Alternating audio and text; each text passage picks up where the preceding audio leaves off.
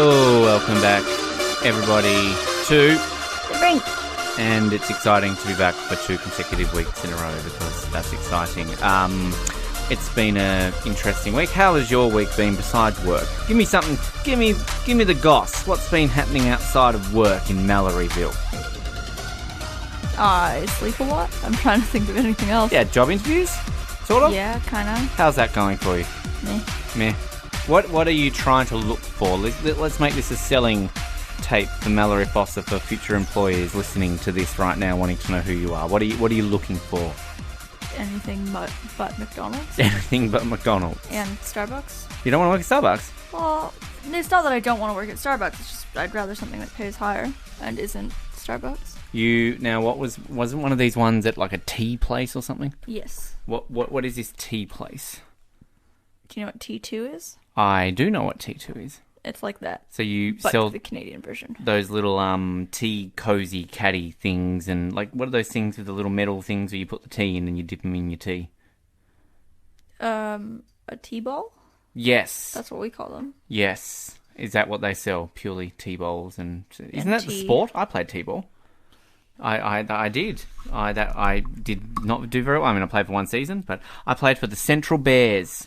I remember them very, very well. Did you win any games? We went through an entire season undefeated, and then we made it to the grand final, and we lost the final game. So that was my story. That's the only time I think I've ever played in a grand final in any form of sport. I would have been like 8 or 9 or something, I don't know. And then I never played again. What was your team called? Which one? I don't know. How many did you play for? I played for... Well, Cordova Bay was where we were. And then... Oh, I'm having a hard time thinking of any of our team names. That's bad. Do you play for more than one? Well, as you grow up, your teams change because Right. there's different age groups. You don't remain the same? Like I played, my hockey club I grew up was called Prince of Wales, and you just grew up in under 12s, under 14s, under 16s, you just went up the ranks. Yeah, but each team has a different name. Really? No, we Yeah. didn't. Like your team gets to choose their name. So I had a team that did 4 years together and a team that did 3 or 4 years together. Did you win anything? My team came second in districts once. That was one of the worst weekends of my life. No, it was actually really good. But basically the way that our finals tournament goes, it's a round robin and then knockouts basically. And so you do your round robin and then you're put in first to eighth if there's eight teams, and then 1 plays 8, 2 plays 7, and so on. And so if you lose one game, then you go into the bottom, and if you lose a second game, then you're out. So we lost our first game, and then we won every single other game except for the last game. So basically, we would play a game, have half an hour to get get warmed up and get ready, sometimes less than that for the next game. And then we just did that over and over and over again for 3 days. And you lost your last... We came second. Ouch. Yeah. That sucks. It was a very long weekend. That was the first time I think I ever drank energy drink in my life. Probably the last time I ever had a Monster in my life. Right. Because my coach was just like, you just have to drink these. I was the only catcher on our team. It was a really hot weekend. I was about to ask you what position you played, and you were a catcher. Yes. But catchers still bat, though, don't they? Yes. Yes. And did you ever hit a home run? No.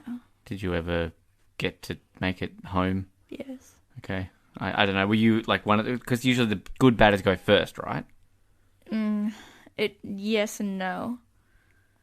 Because yes and no. Were you considered a good batter?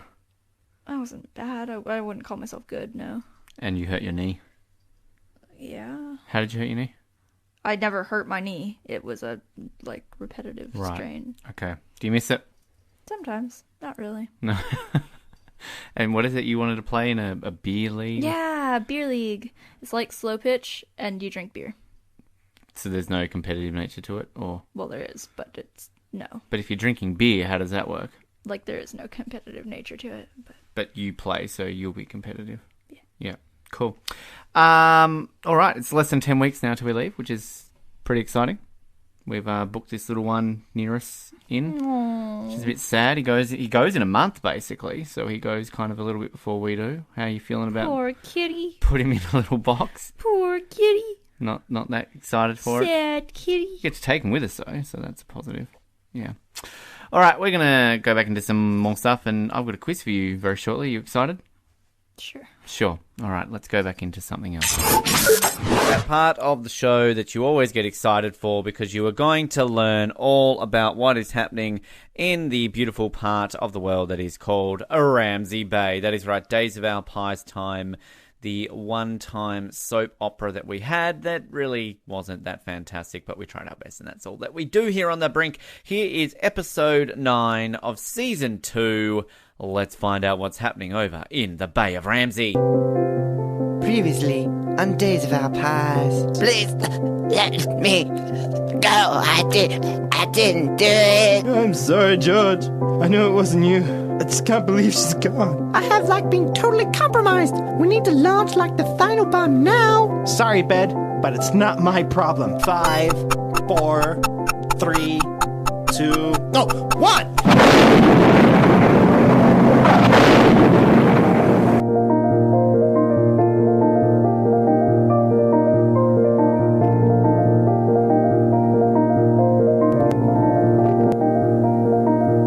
Pastry in the oven. These are the days of our pies. I'm Lisa Jones, and these are the days of our pies. The fourth and final bomb has just been detonated, and Hugh Jarvis is behind it after betraying his lover and partner in crime, Bed Cover. He stood outside the hotel room and began the illusion that he was worried. Oh my gosh! Please help! The Prime Minister was inside! Just then, Frank arrives with George, Roy, Billy, Duna, and Sheet Cover, and Usain Bolt, who are all eager to help. Mr. Jazz, calm down. We will find the Prime Minister. Don't worry, man. I will find him. Usain Bolt runs around the rubble and discovers Prime Minister Arnold Schwarzenegger, who is still playing the Wii. Come on, puny bowling pins, fall over. Stay cool. Hasta la vista. Ah, Major Poop. Mr. Prime Minister, man, are you okay? What you talking about? Of course I am. I am Arnold. Look at these biceps. That is good, man. Now let's go get some nuggets. Oh, sir, I'm so glad you're okay. Shut up, boss boy. Go get me some lamb soup and a sheep. I want to speak to the press about this puny town. Right away, sir. Meanwhile, Frank has discovered the pink hoodie planted by Hugh. Oh my gosh, look, it's the pink hoodie that Bed Cover was wearing. She did this. Oh my god, no. Our daughter is a murderer. How could we possibly let this be? Calm down, my dear. We must help the authorities find her and bring her to justice. Just as the hoodie has been discovered, Bed Cover is hiding nearby, in tears at her betrayal. She can see Frank with her parents discussing her capture, as well as Hugh Jarvis talking with the Prime Minister. But she is shocked when young Billy Muselybar finds her. Who are you? I'm like, wow, you're really cute. Oh my God. Thank you. Why are you hiding over here? Are you okay? Yes, I'm totally fine. Hey, can you totally keep a secret? Sure I can. What is it? Bed takes Billy away and has a talk. Meanwhile, Hugh Jarvis and Prime Minister Arnold Schwarzenegger go to organize a press conference with Frank, Usain and George following after them. You guys aren't seriously going to continue with this considering what just happened? Au contrary, officer. We must do this more so than ever. You guys are crazy. Where will we go? Where will we live? And where will I get my nuggets, man? That is not our concern. Now leave us alone or we will be forced to have you arrested for treason. As Hugh and the Prime Minister walk away, Frank notices fertilizer on Hugh's shoes. Oh my gosh, it was you! You planted the bomb and helped that bed cover girl. What are you talking about? Shut up, puny officer man. Us boy here is my closest friend and was with me the whole time. Well, except when the bomb went off in the hotel and the gym. And the police station. And the hospital! But I trust him. Then explain the fertilizer, man. I was gardening. Now, for the last time, leave us alone. Hugh hurries Arnold off, leaving George, Usain and Frank behind. Meanwhile, Bed Cover has explained everything to Billy. Oh my God! So do you totally get why I have to find Hugh and totally kill him? Sure, but you blew those buildings up.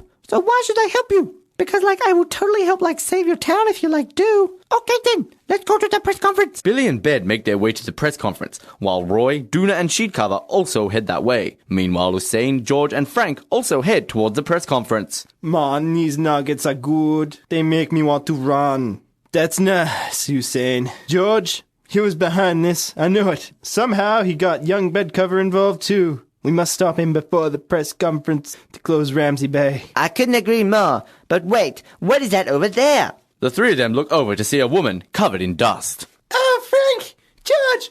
Jennifer! You're alive!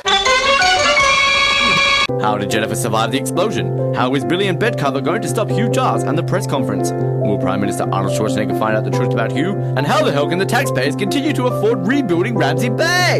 Find out next week on the season finale of Days of Our Pies. Oh, wow. Can we just say that every single week? Wow, wow, wow, wow, wow. That is crazy good, I think. Episode 10 will come your way next week, and you will get just as excited as I just did, because that's how you roll. All right, well, we haven't done this in a while, and that's a quiz. Now, I've literally Googled fun, easy quiz. So that's what I've found for you. So I've read like 2 of these questions, and that's basically all I can tell what's going to happen here. So are you ready for some of these questions to get yourself excited and knowledgeable? Yes. You have to keep track of how many you get right, because I'm not going to be counting. All right. How many legs does the legs of man have? 2. 3. How many tails does a minx cat have? 1. None. Oh. How many teeth does an aardvark have? 20. None. Which sea creature has 3 hearts? Octopus? Correct. Which instrument has 47 strings and 7 pedals? The harpsichord. Piano? I'm going to give you half a point. It's a harp. Oh. Whose face was said to have launched 1,000 ships? The Queen? Helen of Troy. You ever Yeah, seen the that- movie Troy? no. Stupid movie, don't see it. In the traditional rhyme, how many mice were blind? 3. Correct. How many bones does an adult human have? A lot? 206. I'll give you the point, that's a lot. How many pedals do most modern pianos have? 3. Correct. Water boils at 212 degrees on which temperature scale? Fahrenheit. Correct. Who went to school with a lamb? Mary? Correct. Who sat in a corner eating a Christmas pie? The guy from REM?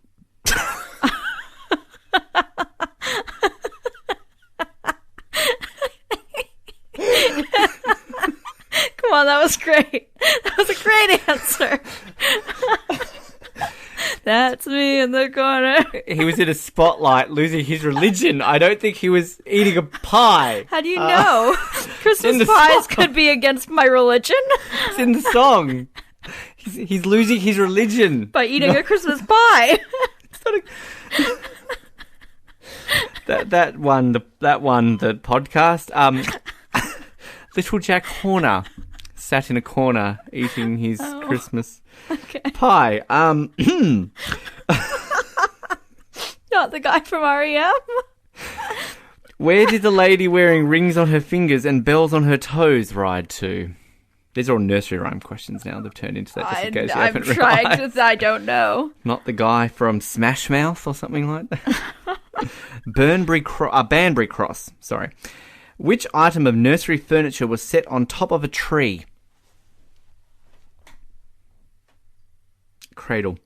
Which traditional children's rhyme was about the plague? Oh, Ring Around the Rosie. Ring of Roses, I'll give it to you, correct. Name the once popular boys' building game which was aimed at developing an understanding of mechanics and electronics. Well, this isn't about nursery rhymes anymore.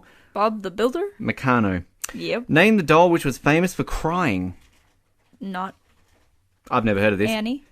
Tiny Tears. Here's one that I've sung the song before, and I know you don't know what this is. Which furry creatures lived on Wimbledon Common? The Wombles. Yes, Wombles you of have Wimbledon. told me. If you rode a chopper, what was this? A helicopter. A bicycle. Oh. What? I did know that The as well. word road probably gave that one away. What was soaked in vinegar then hung up on a string? I don't even know what that is. This answer is. So. I don't know either. A conker. Yeah. Had a bad third day. There's an in-joke for some people. A couple more. What is the Italian word for pie? Pie. Pizza. Oh. What is the national flower of Wales? Think about this one. Think about Danny Boy. I am from Wales. Remember they go into the room with all the flowers? Daffodil. Correct. Which Australian marsupial enjoy eating eucalyptus leaves? Koala bear. He's not a bear. Careful. Which reptile, according to the song, should you never smile at?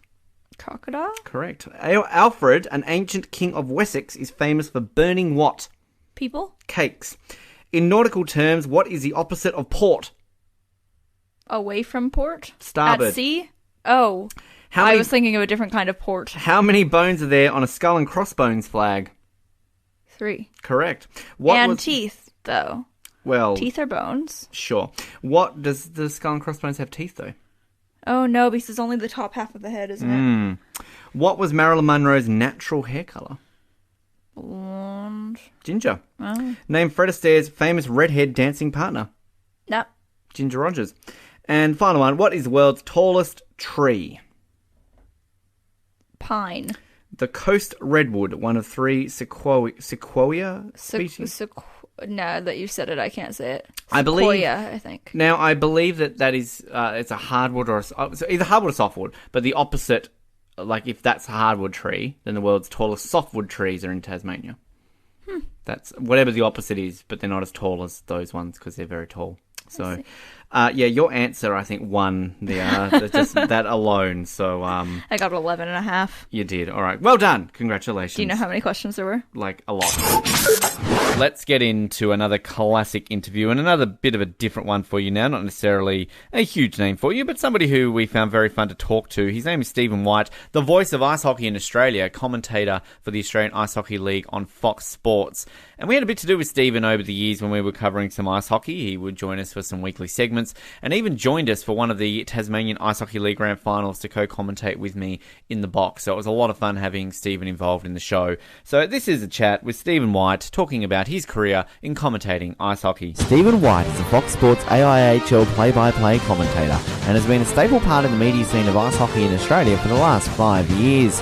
He will be joining us each week to recap the Australian Ice Hockey League and bring us all the latest news, but this time joins us to let us know about how he got involved in the sport of ice hockey and just why he would love to see an AIHL team right here in Hobart. Stephen, welcome to the Brink and Edge Radio. Oh, no, thanks. Pleasure to be here, mate. It's a pleasure to have you here because we like to label ourselves in this state the home of ice hockey in Tasmania. Now, given, Stephen, that we're probably the only radio show and station that does anything to do with ice hockey in Tasmania, it's not a hard stretch. But we always like to speak to people who are passionate about this sport, and we always like to find out where you got this passion from. So where did you pick up the passion for the sport of ice hockey? Okay, well, I'll just say firstly, being the only radio station that covered it, you're instantly the best. Yes. So by no means being the only is the worst. But to be honest, in my little brief history, it was basically I saw when I was 10, 11 years old, I saw a videotape of the Pittsburgh Penguins v Chicago Blackhawks 91 Cup final, and I was like, well, what the hell is this, you know? And then I fell in love with it, and then started playing the NHL, EA Sports video games back then, 94, 95, and then I learned to rollerblade first, because I'm from Perth originally. You know, we only had 2 rinks, 1 rink back in that day and then 2. And then transitioned to ice in 97, and yeah, it's just went from there. So then, yeah, here I am now. So snowballed from there, quite literally, I suppose, with ice, so to speak. Yeah, It's amazing, and like this is mentioning like NHL '94. I mean, that was kind of the golden game, wasn't it? The classic game. We've just seen the 20th anniversary mode, I think, in NHL 14. So I mean, that sold a lot of people, I think, on ice hockey, not only in Australia but around the world, didn't it? Yeah, my personal favourite was 93, because 94 and 95 they cut the fighting out and the big hits. So that was the biggest backlash, I think, and then they put it back in 96. But that's the one I identify with as what really sort of expedited my love of the sport. And it's actually quite a common, in my experience anyway, you're talking to people, particularly in Australia and non-hockey cultures, video games did it for them. So yeah, it's a combination. I know personally, kind of, I remember playing Wayne Gretzky 3D hockey on Nintendo 64, and that was a great game. And obviously, the obvious one a lot of people say too, of course, is watching the Mighty Ducks movies. I mean, I think that kind of really sold me onto it, or as it's referred to in Australia, of course, Champions. Yeah, it's kind of interesting, and I know speaking to a lot of people throughout, doing this show, finding out where they get it, it's fascinating. And when you sort of say you were rollerblading, you ventured across the ice. I mean, how did your ice hockey career go? I mean, do you still play? I mean, is it something that you still do? How does that work out for you? Well, I started playing. I think I was 15. I begged and pleaded my mum and dad at the time to play because it was so expensive in WA too, and time commitment, didn't have a car. So then I eventually cracked, and away I went. Played for WA State team a couple of times, and then went to Canada on a little camp, and then I actually had a bit of a hiatus from the sport for a while, about 6 or 7 years, when I went to university and life got in the way, and it was in the background. And then I sort of came back to it about 2008, back in 2009. I was back in Perth. That's correct, 2009, and still back in Perth at that time. And I went and started playing again, and just it was always in the background, and it's also a cost of expense too. You know, when you're a student, you've got to fork out $800-900 a year to play the game, let alone all your equipment outlay as well. It's not really a student-friendly sport. But then it came back, and then I moved to Melbourne, and then I really kicked off with the AIHL. So and yes, I'm currently I still play. Not to any great standard, but I'm a referee as well, and I've now got commentary duties. So, it's just been a sort of a jack of all trades at the moment. So yeah, and it sort of comes full circle, as we said at the start there, that you're the play-by-play commentator on Fox Sports for the AIHL. Of course, they air the games on Thursdays. We know that from our Mustangs report, speaking to the guys from the Melbourne Mustangs each week. But how does this offer come about? How do you get approached to say, hey, Steve, we want you to call ice hockey for us on Fox Sports? Well, actually, I did it the other way around. When I moved to Melbourne, the Melbourne Ice, I actually worked for ATV Productions and they were the Melbourne Ice streamers, and actually because they're all voluntary, and I contacted them directly and said, hey, look, can I come down and try out? And they said, yeah, no worries. And that was started 2011 season, I think, mid-2011 season, and then it was, I think my first game was the Blue Tongues v Ice, and that was my first game with Michael Clough, who's my co-commentator. That's where the partnership began, and then they after that game, they said, can you come back next week? And apparently they'd been through a bit of a fair few before that, and for some reason they decided they liked me. Maybe it was out of sympathy, but they invited me back the next week, and then it's just gone from there. And the last 3 years, so I'm now doing, I do Melbourne Ice, I do Mustangs, and I do the AIHL as well. So every weekend I've got 1 or 2 games. Travelled this past weekend. I just went and did the Battle of Sydney up in Sydney between the Dogs and Bears, and I came back yesterday and did the Melbourne Ice Canberra game, which was fantastic. A classic. Both games are classics, and so it's just been non-stop since then, and so it's a great ride so far. So hopefully it's it's not even the second or third lap of the course so far. So. Yeah, that's amazing to think that. It's great, obviously, to see it broadcast in this country as well. As in local league getting this exposure, because I think really kind of in the last few years, the AIHL has done a great job in promoting itself, and I mean the great facilities obviously in Melbourne are helping that out. But are you kind of finding that you're getting more people watching, coming to the games live? You're meeting more ice hockey fans, and also, of course, the main thing for you, tuning into Fox Sports and watching it each week. Well, absolutely. And I mean, I can't deny, though, that the work of Tyler Lovering, Peter Lambert, and a slew of others in the early days, back in the early 2000s, noughties, they started the whole thing, and then now it's continued that way, and got Rob Banner and Alex Larder and a slew of others, all the local clubs as well that have, as I said, it's predominantly voluntary and it's still amateur in this stage. It's semi-professional. I think a lot of this is growing pains that we're going through right now in terms of the drive towards professionalism, which is the ultimate goal. But I think, definitely the media has, particularly the last 4 or 5 years, it's just the media exposure, starting with the streaming and then moving on now to Fox and getting, snippets on mainstream media coverage, even initially there. I mean, we had the Daniel Selinsky incident 2 years ago where it was a hit heard around the world, where Melbourne Ice player got run over by Greg Bay from the Blue Tongues, and that was one of the hardest hits. We had people from Canada and, North America contacting about where the hell is this? What league is this? And then last year we had I'm not sure if you remember, people are familiar, there's some people out there will be, but there was an incident where one of the linesmen got knocked out during the game, and I was actually calling that game, and I had to go in and replace him. Wow. And that made news globally. Had Kerry Fraser, who's considered, the NHL officiating guru of all time, email me about that, and got coverage on TSN and that. But just like little snippets like that, where it's just gone and exploded, and we can see, particularly on the stream, when the stream games we're doing, not just here in Melbourne, but also in Newcastle and in Sydney, where they're streaming games as well, and Canberra as well. Sorry, they've come on board this year. We can see where the network is, where people are tuning in from, and there's so much international people tuning in, and they're not just expats or people, families of team members. It's just people who have just innocuously stumbled across us on Twitter or Facebook, and it's just taken off from there. So it's been really remarkable to watch. In the 4.5 short years I've been associated with the league, it's just I guess the people who've been associated with the league far longer than I have, for them it's just probably they don't know what's going on, like in terms of the in a positive way, how it's just the inclination of growth is just expanded tenfold in the last 4 or 5 years. So. Yeah. Do you think that comes a lot of it down to things like social media, sharing the links out online, streaming? I mean, is the internet obviously a big boost for the sport in this country? Oh, absolutely. And the teams are very, very active on social media. The accessibility of the streaming too is good, because people. I mean, there's a lot of people out there who don't have Fox Sports and they can't watch that. But, they can go and watch the Mustangs or the Ice or the Canberra Brave or the old Ice Dogs or the North Stars, and they all stream their games.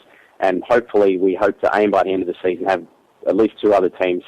But eventually we'd like to have all 8 teams streaming theirs. But obviously none of these rinks were designed for television. That's an issue that gets brought up time and time again. People think that their teams are being favoured. No, it's to do with none of the rinks in Australia, including the Ice House, would lighting and camera position, etc., were designed for television. So what we do is actually is quite incredible and quite OH&S unfriendly in a lot of cases, but we get the job done.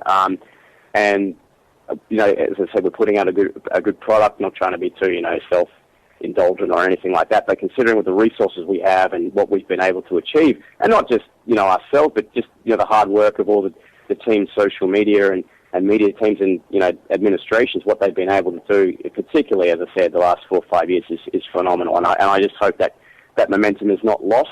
And I've got to mention also Will Brodie at The Age, who's just been fantastic. He's getting coverage, one of the mainstream broadsheet newspapers weekly, and that's drawn a lot of attention to the league as well through the quote unquote mainstream channels. So that's been fantastic for us as well. I've noticed sort of as well, it seems that some of even the mainstream radio stations in Melbourne kind of pick up, it's particularly when it looks like the Mustangs and the Ice play each other in the Battle of Melbourne, that they seem to really kind of jump on board and get behind it. I think I saw Triple M, an article then recently doing something on it as well. So I mean, it really is great that it's sort of booming out there, and it's great for the sport of ice hockey in this country that it's doing so well. Oh, I concur completely. And the biggest thing though now is Melbourne is sort of established. I'm not trying to be biased. I'm a West Australian, but Melbourne's established itself as sort of the hockey hotbed so far. Now, obviously, facilities being the key, and that's the issue now for the league is facilities. We have to sort of. I mean, a lot of these rinks, as I said, they were built 20, 30 years ago, not with TV or spectators in mind. And as we've seen with the Ice House, to quote, Field of Dreams, if you build it, they will come. If you've got a really good facility which is friendly to fans, the teams benefit and the sport benefits. But you also have to find that balance between having the grassroots facilities as well. So you bring the next generation of kids up and have the facilities there. I mean, the biggest issue we're facing right now in the league is the potential closure of Sydney Ice Arena in Sydney, and where the Bears currently play. And we're trying to address that. That won't happen for, if it does happen, for another year or two. But we need to look at options now so we can, the Bears have a good. They used to play out at Macquarie, which is right in the centre of town in Ryde. I was just up in Sydney, obviously on the weekend, and playing the Dogs, and they play out in Western Sydney. So that's a fair effort for a lot of non-Western cities to get out there and support the team, and the Bears is in Balcombe Hills, which is north of there. So, if we can get a facility built in the centre of Sydney, the Bears used to play to packed crowds back when they played at Macquarie because it's right in the middle of a shopping centre in Ryde, in the centre of town, and what we really need is a really booming Sydney base as well, because also that's where, a lot of news is based out of, and it's the biggest market in the country. But I mean, and they've got to compete with other sports, but hey, they have to do that in Melbourne and Perth as well, and Adelaide and Canberra and so on and so forth. So that's the next step for the league is the issue of facilities, and particularly Sydney and also Canberra, because they've got the oldest rink in the league and the smallest. But also, as I said, those grassroots facilities need to come up too. But I'm maintaining a positive vibe. I think a lot of this is, as I said before, growing pains for the league, and it's great to see. Also, there's a lot of there's groups on Facebook and Twitter that it's just exclusively AHL fans, and that just keeps growing, and people putting stuff out there. So that kind of community feel to this league at this stage is fantastic, and that's what you need to found a good foundation of, and a foundation on, and then you take it a professionalize from there. And in the last 2 years we've had Air Canada, APA Group, Borealis, and a few other major sponsors come to the party. So the demand's there. I mean, Australians love fast-paced physical sports, rugby, footy, you name it.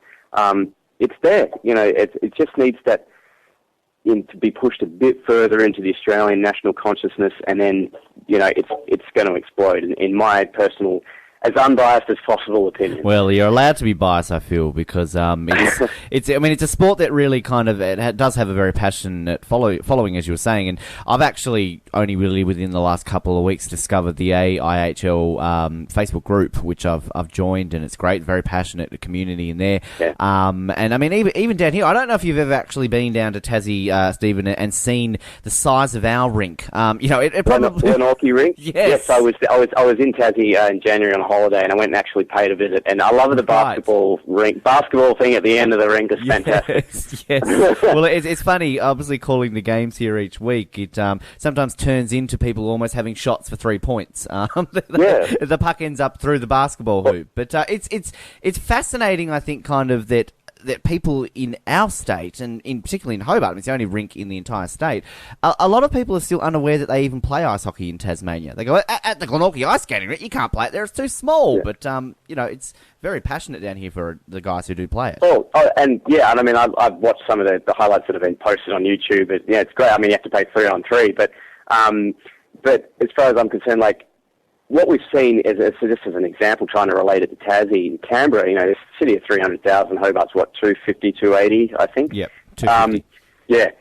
So the CBR Braves, the way the community pulled around that team, they're formerly the Knights, and they folded at the start of the season, and then a week later they had a completely new team. They're packing their rink out, and it's loud as hell. And same with Newcastle. They're a smaller market. They get fans every week. Local media's all over them.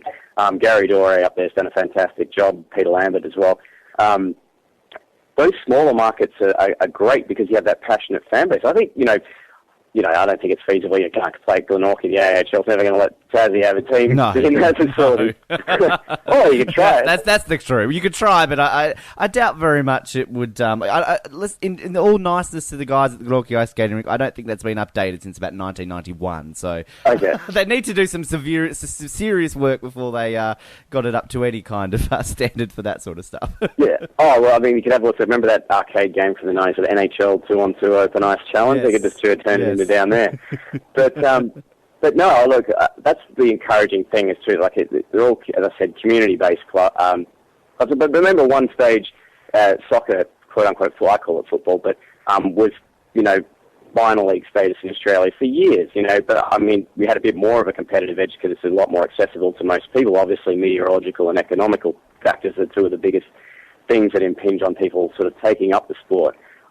Because you don't have the luxury of stepping out into your backyard, which is also an ice rink 6 months of the year, because it's so cold. Tassie's the coldest state in Australia, but unless you're playing on top of Mount Wellington, you're not really. True. You couldn't have a rink. But no, as I said, I think, facilities are the key, and as I said, maybe in 5-10 years' time, if we have a really stable league and we've got teams. I mean, Queensland is another place we have to get back into as well. I mean, the story of the Blue Tongues folding there. I mean, in my personal 2-cent opinion, Brisbane is where it's at in terms of that state where they need a team. So I think if we're going to have another team put back into the league, it's got to be there. Queensland's the first stop, and then and also that's after obviously strengthening the Sydney situation. Maybe you can put another team. Well, they used to have the Central Coast Rhinos, which is on Gosford there in between Newcastle and Sydney. But there's also talk of maybe a facility being built in Wollongong. I can't really... You hear a lot of rumours too. So, but as I've said, the smaller market teams, and myself from Perth, I played in that Thunder Rink for a few years, and that's a really small arena, and they feel it. So, but the smaller, passionate crowd. I mean, here at Melbourne, Mustangs are nice. It's sold out most weeks. Mustangs are sort of coming back up. They're only a relatively new team, but they're getting 800 now, which is great. And the Derby, it's standing room. Even if there's standing room left, you're just standing on top of someone else. But as I said, just to reiterate, the growth and the smaller market teams are the key to this league, and Sydney. So that's where I want to see this league go in the next 2 or 3 years, because I think the league is sort of at a nexus point where we've got a couple of different potentialities that could eventuate in terms of what direction we got, and we can either, I think in my opinion, it's not so much the polarity, but we can either really be spectacularly good, or it can sort of, I don't want to use the word fail, but sort of go back to the sort of dark ages, and we don't want that, because it's just been an inclination on the up. And even we saw with Channel 10 their, let's say, questionable coverage of hockey during the Winter Olympics. I'm not alone in that assessment at all, given the feedback they got, and it wasn't great. But the response to that, just seeing that even fans that weren't AIHL fans going, where the hell's the hockey at? Yeah. Half of those people didn't even know we had a league here. And now, since that came in, a lot of people said, hey, come over and watch us. Oh, great, and now we've got more fans. So, it's there. The market's, it's just waiting there as a ticking time bomb, in my opinion, and we can either choose to let it go off or diffuse it. So, for lack of a better analogy. It's a good way of looking at it, actually. And one thing I will say, actually, just sort of going on the markets and that, one thing we are starved for in this state is national teams and national competitions. We only really have our state-based cricket team, the Hobart Hurricanes, and outside of that, we really don't have anything. So, I mean, we're on the cusp of returning to the National Basketball League, which this entire state is very, very excited about. But, Really? Back the Tassie Devils coming back? Well, hopefully. They don't know what they're going to be called, but apparently they're just on the brink, pardon the pun, of announcing us as a new license for either the next season or the season after. So, it will be great for this city and state. We're going to be a very long way away, I think, from getting a side in the AIHL until we get a better rink, which, look, who knows? You never say never with these things, Steve. Oh, absolutely not. I mean, just a slight seg, you should have had the 18th AFL license, in my opinion. Oh, absolutely. Yeah. We don't even get started on that debate. GWS, come on. Yeah. Hope no one in Western Sydney's listening to this, but no. But both the GWS fans don't listen to this. Well, touche, my friend. They're off sipping lattes or something. I don't know. We're going to, of course, have you on every week. We're going to get updates on the AIHL. Lots happening, of course. We're very much looking forward to chatting with you and chatting with you about a random bunch of other things to do with ice hockey. And would love to get you down here one time too, Stephen, to come with us on a Tuesday night. We do call the games every week at the Tasmanian Ice Hockey League. So we'd come along, sit beside me, and you can watch the games live in action. Oh, mate. You don't need to twist my arm. It's my favourite state down there. I fell in love with it when I went and visited. The first time was actually this January, so you don't need to twist my arm. I'm just going to think of a story to tell the missus, and I'm there. I'd like to bring you a bit of a clip of some of our other sister shows that are going on, and a fun little clip right now that we'll make the best of at the end of the year, but you're going to hear it now and not have to wait 10 months to hear it if you don't already listen to us on the Oz Network. Over on the Oz Network, we're currently in the midst of doing Australia v Canada month, where we choose 2 Canadian films and 2 Australian films, and we basically review them and recap them, myself and co-host Colin. Colin's Canadian, that's why we're doing it. And the first one we did was a Canadian film called Bon Cop, Bad Cop. There was a scene in it that sort of intersected between a pair fighting and a pair having sex, and Colin got confused over what was happening. So let's see how that turned out. After everybody goes to bed, we get this back and forth scene where you're not seeing the faces right away, but you can clearly tell it's supposed to be Bouchard and the sister. and they're getting it on, and then somebody's broken into the house, and there's a fight scene with Ward and this guy breaking into the house.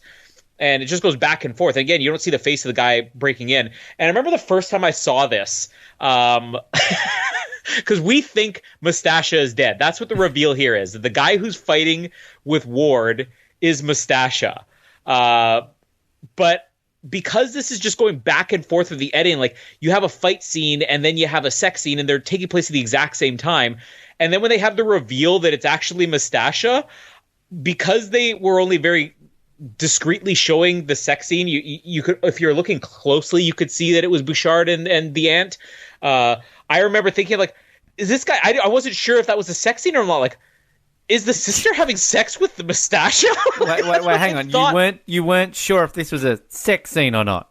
I wasn't sure. Yeah, I thought. In how? fact, I wasn't sure. I thought maybe the fight scene was the sex scene, and that the sex scene was the fight scene. That's why. So the son enters the room and joins in the sex scene.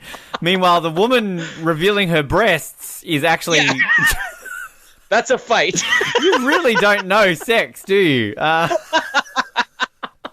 we get Jamie on the line here to find out again how you had 3 children? I'm confused. You don't know how you get stoned from smoke, and now all of a sudden you're like.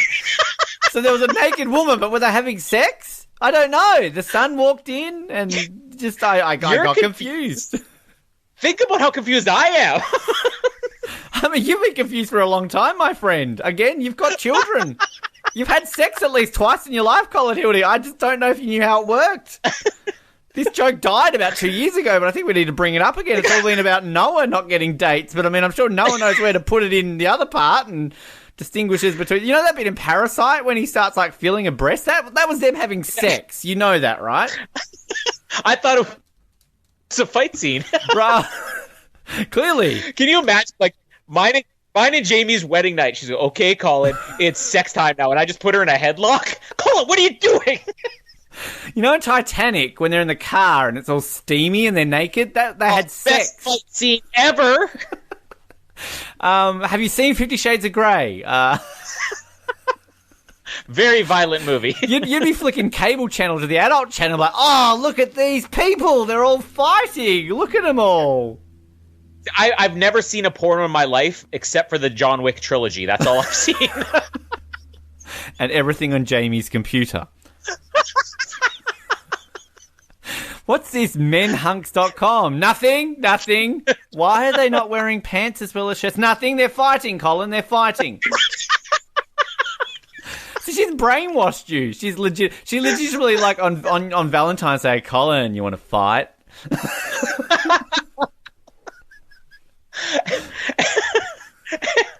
And when we did conceive our children, I'm like, one of us is going to jail for domestic violence. That was just terrible.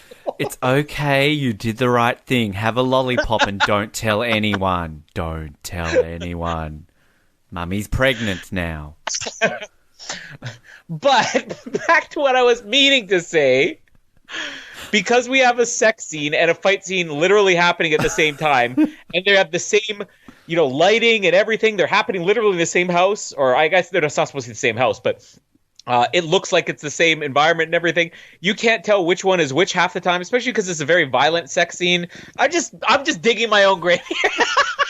I'm usually the one who doesn't pick up on, stylish things that they're trying to do in movies. I mean, apparently I didn't get Parasite, but here I am, clearly able to witness 2 people having intercourse while 2 other people are having a fight. I can see the difference. I mean, there's also a bald man who's a bit uptight from Ontario mixed with 2 other people who one's from French. And then literally, so there's this scene where she's naked and riding him and she's like, free Quebecois, free Quebecois. That's not a fight. She's having fun in sex. In sex, Colin. Sex. Wow.